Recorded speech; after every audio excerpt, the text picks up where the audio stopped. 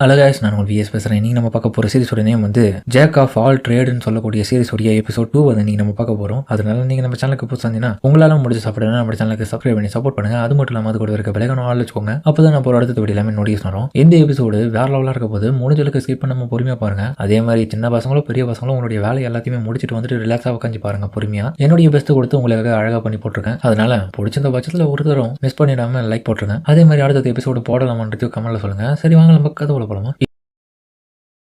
Hero அப்புறம் வந்து நம்ம செல்மா சொன்ன ரெக்வஸ்ட் வந்து அக்செப்ட் பண்ணின்னு இப்போ அவனுடைய இடத்துக்கு வந்துட்டால இப்போ அந்த இடத்துல அவங்களுடைய கிளானுடைய முக்கியமான லீடரை பார்க்குறான். ஹலோ ஹாரன், உன்னை வரவேற்கிறேன். நான் தான் வெயின்ஸ் பிரயர்ஸ், இந்த நைட் ஸ்கை சில்வர் ரேபிட்ஸ் உடைய ஹெட் நான் தான். நான் எல்லாத்தையும் ஒன்று பற்றி கேள்விப்பட்டேன். ஆமா சார், நான் தான் ஹாரன் டோரா. உங்களை மாதிரியான ஃபேமஸான கிளானுடைய லீடரை பார்க்கறதுல எனக்கு சந்தோஷம். அவ்வளோ ஃபார்மாலிட்டிலாம் வேணும். சரி, நீ ஹீரோஸ் உடைய பார்ட்டிலேருந்து வெளியே வந்துட்டு தான் கேள்விப்பட்டேன். இருந்தாலும் நான் இப்போதைக்கு உன்னை நான் சமாதானப்படுத்தி உன்னுடைய டைம் நான் வேஸ்ட் பண்ண விரும்பல. நான் டேரக்டா விஷயத்துக்கு வரேன். ஆமா சார், நீங்க சொல்றது சரிதான். நான் அதை பத்தி பேசுறதுக்கும் இங்க தயாரா இல்ல. அப்புறம் நீங்க சொன்னது போல இந்த இடத்துல நான் டீச்சிங் வேலை ஏதாவது சொல்லி கொடுக்கணும்னா கண்டிப்பா நான் தாராளமா பண்றேன். சரி ஓகே செல்மா, நீ எல்லாத்தையுமே அவனுக்கு எக்ஸ்பிளைன் பண்ணு. இங்க பாரு, நான் நேத்தே சொன்னது போலதான் நம்ம எல்லாரும் இந்த இடத்துல கிளம்பி ஃப்ளோர் 1ல இருந்து ஃப்ளோர் 51 வரைக்கும் அந்த கிரேட் டஞ்சன்ல 3 நாள் டைம் ஸ்பெண்ட் பண்ணி எக்ஸ்ப்ளோர் பண்ண போறோம். ஸ்பெசிபிக்கா சொல்ல போனா நம்ம எல்லாரும் முதல் நாள் 21 ஃப்ளோர் வரைக்கும் எக்ஸ்ப்ளோர் பண்ண போறோம். 2வது நாள் 36வது ஃப்ளோர் வரைக்கும் எக்ஸ்ப்ளோர் பண்ண போறோம். 3வது நாள் 51வது ஃப்ளோர் வரைக்கும் எக்ஸ்ப்ளோர் பண்ண போறோம்ன்ற மாதிரி அவ சொல்லவும் என்னோட பக்கம் இந்த இடத்துல வரதுக்கு முன்னாடியே வந்து நம்ம ஹீரோ வந்து எல்லா விதமான விஷயங்களையும் வந்து இந்த வைஸ் பிரேயர்ஸ் கிட்ட வந்து செல்மா சொல்லிட்டு இருப்பான். அவன் அதை கேட்டுட்டு ஷாக் ஆயிருப்பான். நீ சொல்றது சரிதான்,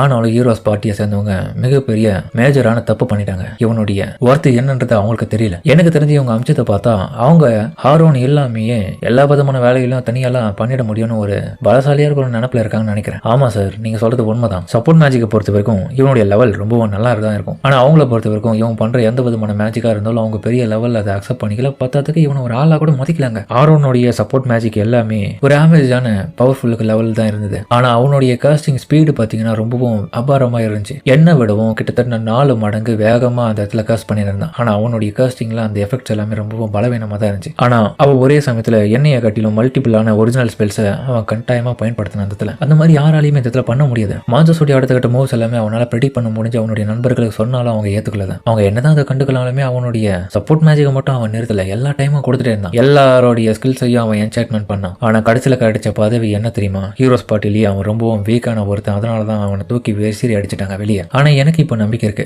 அவன் அதை விட்டு வெளியே வந்தது ஒரு நல்ல விஷயமா இருந்தாலும் இப்போ அதை விட இன்னொரு நல்ல விஷயம் என்னடானா நம்மளுடைய கிளான்ல சேர்றது தான். சில்வர் ரேபிட்ஸ் உடைய டாப்பான இடத்துல அவன் இருந்து வேலை பார்த்தானா நமக்கு தான் பெரிய லெவல்ல பேர் கிடைக்கும். கரெக்ட் தான். இருந்தாலும் இவன் மேல எனக்கு நம்பிக்கை கொஞ்சம் குறைவா தான் இருக்கு. ஹீரோஸ் பார்ட்டில இருந்து இவனை வெளியே தேத்திருக்காங்கன்றாங்களே, அதனாலதான் கவலைப்படாதீங்க. கண்டிப்பா அவன் பெரிய ஆளா இல்லையான்றதை நான் உங்களுக்கு நிரூபிச்சு காமிக்கிறேன். இவன் ரொம்ப பவர்ஃபுல்லான ஆள் தான். ஹீரோஸ் பார்ட்டில இருந்ததை விடவும் இப்போ அதை விட்டு வெளியே வந்த பிறகுதான் ரொம்ப பவர்ஃபுல்லா மாறிட்டான். ஹீரோத்துக்கு அப்புறம் இந்த இடத்துல எனக்கு புரிஞ்சு போயிடுச்சு. மொத்தமா 10 பார்ட்டிஸோட நண்பர்களா சேர்ந்து போறோம். அதுவும் இல்லாம 5 விதமான எக்ஸ்கர்ட் பண்ற ஆளுங்க இருப்பாங்க, இன்க்ளூடிங் என்னையும் செல்மாவையும் உட்பட. இதுல ஒரு முக்கியமான ஒரு சில பேர் வந்து மான்சஸோடைய லொகேஷன்ஸ் எல்லாம் எந்த இடத்துல இருக்குன்றதை கண்டுபிடிச்சு முன்னோக்கி போயிட்டு இருப்பாங்க. வழி காமிக்கிற ஆட்களும் அவங்க தான். அப்புறம் ஆர்டினரியான சப்போர்ட்டர்ஸ் எல்லாமே கூட வர பார்ட்டியை சேர்ந்தவங்க கூட இருப்பாங்க. இதுதானே டீலு? நல்லா புரிஞ்சு வச்சுட்டு இருக்க. கரெக்டா சொன்னேன். வேற எதனா கேள்வி இருக்கா? ஒன்னே இருக்கு. எதுக்காக வெறும் 5 பேரை மட்டும் எஸ்கர்ட் பண்றதுக்காக கூப்பிட்டுருக்கீங்க? அதே மாதிரி நீங்க வச்சுட்டு இருக்கிற ஷெட்யூல் வந்து என்னதான் கரெக்டா இருந்தாலும் நார்மலா இருக்கிறத காட்டிலும் 5 பேருன்றது ரொம்ப கம்மி தான். ஏன்னா அவங்களுக்கு கீழே வரக்கூடிய ஆட்கள் வந்து ரொம்பவும் அதிகமா இருக்காங்க. இது ரிஸ்க்கும் அதிகமா இருக்கு. நம்ம கண்டிப்பா ரிஸ்க குறைக்கணும்னா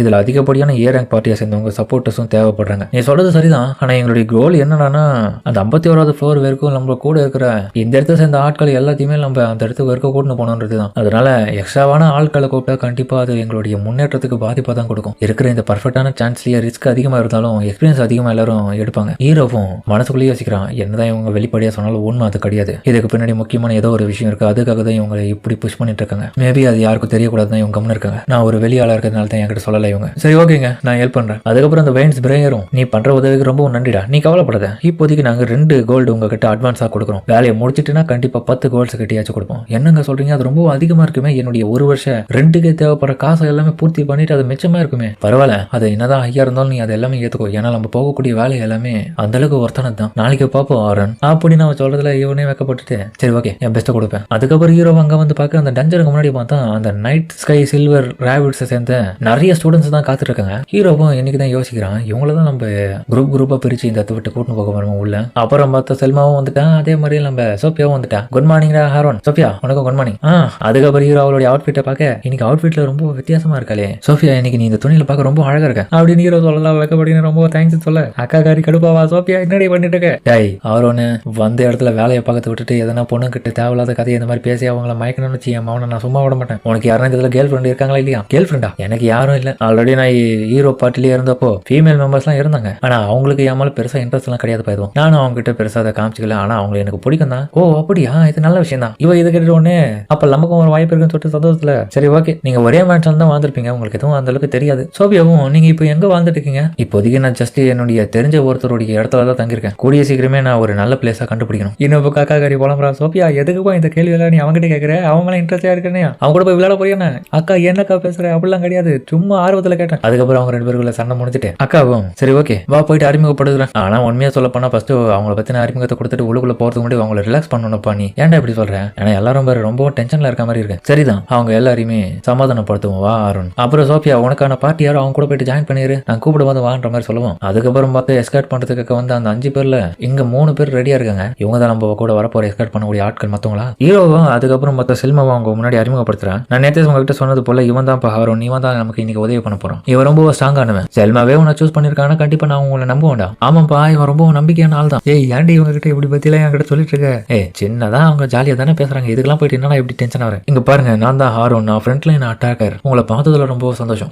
என்னுடைய பேர் வந்து ஆந்தம், நான் ஒரு டிஃபெண்டர். நான் வந்து பெர்னர், நானும் ஒரு டிஃபெண்டர் சொல்லிட்டு அந்த மச்சாக்களை தலையணும் சொல்ல. அதுக்கப்புறம் சைட்ல நிற்கிற பொண்ணு வந்து என்னுடைய பேர் வந்து காத்தி, நான் ஒரு ஹீலர். அப்புறம் மிச்சம்படி எல்லா விதமான வேலைகளும் ரொம்ப 2 பேர்கிட்ட விட்டுட்டியா, அட்டாக் பண்றது என்டர்மெண்ட் பண்றதுன்னு. சரியா சொன்னேன். பரவாயில்ல பேலன்ஸான பார்ட்டியா தான் இவங்க இருக்காங்க. ஆனா டபுள் அட்டாக்கர் இருந்தா நல்லா இருந்திருக்கும். டபுள் டிஃபெண்டர் இருக்காங்களே என்னென்ன கூத்து உள்ள போயிட்டு நடக்க போதுன்ற மாதிரி ஹீரோ மனசுக்குள்ள யோசிக்க செல்மா இந்த விஷயத்தை கவனிக்கிறான். அப்புறம் வைன்ஸ் வந்து ஒரு விஷயத்த முக்கியமா சொல்லியிருப்பான். செல்மா ஹாரோனை வந்து நீ எதிர்பார்க்குற மாதிரி சாதாரண என்சாண்டர் மட்டும் கிடையாது, அவன் கண்டிப்பா பவர்ஃபுல்லான ஆளுன்றது எனக்கு தெரியும். அதே மாதிரி இன்னொரு விஷயத்த சொல்றேன், இதுக்கு முன்னாடி வருஷத்துல நடந்த சம்பவம் மாதிரி திரும்பியும் இவனை வச்சு எதுவும் பண்ணிட்டாத, அப்புறமா இன்னொருத்தனையும் நம்ம இழக்கிற மாதிரி ஆயிடும். நீ சொல்றது சரிதான். பார்த்தா லாஸ்ட் இயர்ல ஏதோ ஒரு விஷயம் நடந்ததுனால அவன் மனசளவுல பாதிப்படைஞ்சிருக்க. இப்போ அதே மாதிரியான விஷயம் திரும்ப நடக்கூடாதுன்னு மனசுக்குள்ள யோசிக்கிறான். கண்டிப்பா இந்த முறை ஹாரோனுக்கு எதுவும் நடக்க விடக்கூடாது. அவன் பவர்ஃபுல்லான ஸ்வாட்ஸ்மான நம்பிக்கை இருக்கு எனக்கு. கண்டிப்பா ஃப்ரண்ட் லைன்ல நின்று அவனால எல்லாத்தையும் சமாளிக்க முடியும். நான் அவனுக்கு கண்டிப்பா விட்டு கொடுக்காம துணையா இருப்பேன். அதுக்கப்புறம் இவங்க கிட்ட அறிமுகப்படுத்தி வச்சுட்டான். அடுத்தது நம்மளுடைய ஸ்டூடெண்ட்ஸ் கிட்ட போயிட்டு ஒன்னு அறிமுகப்படுத்துவோமா வாப்பலாம் அப்படின்ற மாதிரி அவன் கூட்டு பாக்க. அப்புறம் அந்த இடத்துல பதட்டமா இருக்க ஸ்டூடெண்ட்ஸ் மத்தியில எல்லாரும் இங்க கவனிங்க, இன்னைக்கு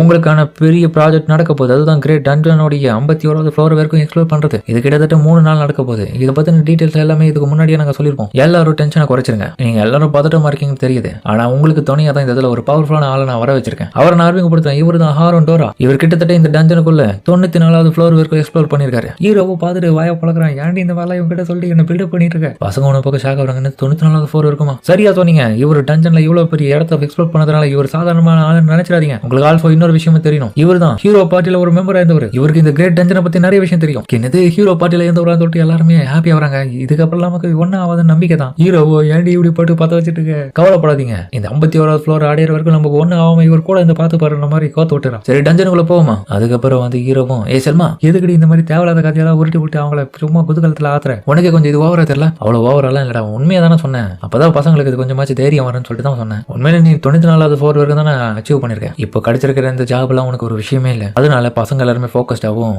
ரிலாக்ஸாகவும் இந்த டஞ்சனுக்குள்ள போய் எக்ஸ்ப்ளோர் பண்ணணுன்றதுக்காக தான் நான் அந்த நம்பிக்கையை வர வைக்கணும்னு சொல்லியிருக்கேன். உண்மையா ஆனாலும் கட்டிட்டு அடி எல்லாருக்கிட்டையும். ஹீரோ அதுக்கப்புறம் அவங்களை யோசிக்கிறான். அது ஹீரோன்ற டைட்டில வச்சு நீ எனக்கு உதவிப்படுற ஒரே ஒரு இடம் எதிரானா அந்த வயசானவருடைய அந்த ஷாப் மட்டும்தான். அந்த இடம் தான் எனக்கு கிடைக்கிற ஒரே ஒரு யூஸ்ஃபுல்லான இடம், இந்த ஹீரோன்ற பட்டத்தை வச்சுக்கணும். அப்புறம் இங்க பாரு ஆரோன், நீ வந்து குரூப் 10 தான் எஸ்கார்ட் பண்ண போறேன். கவலைப்படாது, அவங்க எல்லாருமே சமத்து பசங்க தான். கண்டிப்பா விட்டு கொடுத்துறாது, அவங்களுக்கு நல்லபடியா சப்போர்ட் பண்ணு. உமால நம்பிக்கை இருக்குன்னு சொல்லிட்டு கையை பிடிச்சி சொல்ல ஹீரோ அதுக்கப்புறம் அவங்க 3 பேரையும் பார்த்துட்டு இங்க பாருங்க நான் தான் ஹாரோன், இன்னைக்கு உங்களுக்கு 3 நாளைக்கு கிட்ட நான் தான் எஸ்கார்ட் பண்ண போறேன். ரொம்ப தேங்க்ஸ் சார். சோஃபியாவே இந்த 10th குரூப்ல தான் இருக்காங்க. அப்புறம் ஹீரோவும் ஏன்பா இந்த குரூப் 10ல வந்து இன்னும் யாருன்னா வரணுமா? இல்ல சார் நாங்க வரைக்கும் தான் 3 பேர் தான் இருக்கீங்க. மத்தவங்களுடைய பார்ட்டியை சேர்ந்தவங்க மட்டும் கொஞ்சம் அதிகமா இருந்தாலும் என்னுடைய பார்ட்டியில கம்மியா இருக்காங்க. சில பேர் இருக்கிறதுனால ஆபத்துக்கள் குறையத்துக்கு வாய்ப்பு இருக்கு. அப்புறம் சார் நீங்க கவலைப்படாதீங்க, யாரும் வரலான்றதுக்காக ஃபீல் பண்ணிட்டு இருக்காதீங்க. நாங்களே உங்களுக்கான பெஸ்டான ஸ்டூடெண்ட்ஸ்ன்றதை நீங்க கடைசியில் போகும்போது சொல்லுவீங்க. பரவாயில்லையே இந்த பையன் ரொம்ப நல்லா தான் பேசுறான், இன்டெலிஜென்ட்டா. ஃபியூச்சர்ல நான் சண்டை போட வேண்டிய நிலைமை வந்துச்சுன்னா இவனுக்கு பத்தி கவலைப்பட வேண்டிய அவசியம் இல்லை, சமாளிப்பான் போல. சரி உங்களை பத்தி அறிமுகத்தை கொடுங்க. சார் நான் தான் குரூப் 10 உடைய லீடரா இருக்கிறேன், லாகன் ஹார்ட் ஹார்ட்வேர், நான் ஒரு என்சாண்டர், ஒரு நாள் இல்ல ஒரு நாள் செல்மாவையும் தாண்டி நான் பவர்ஃபுல்லா மாறுவேன்.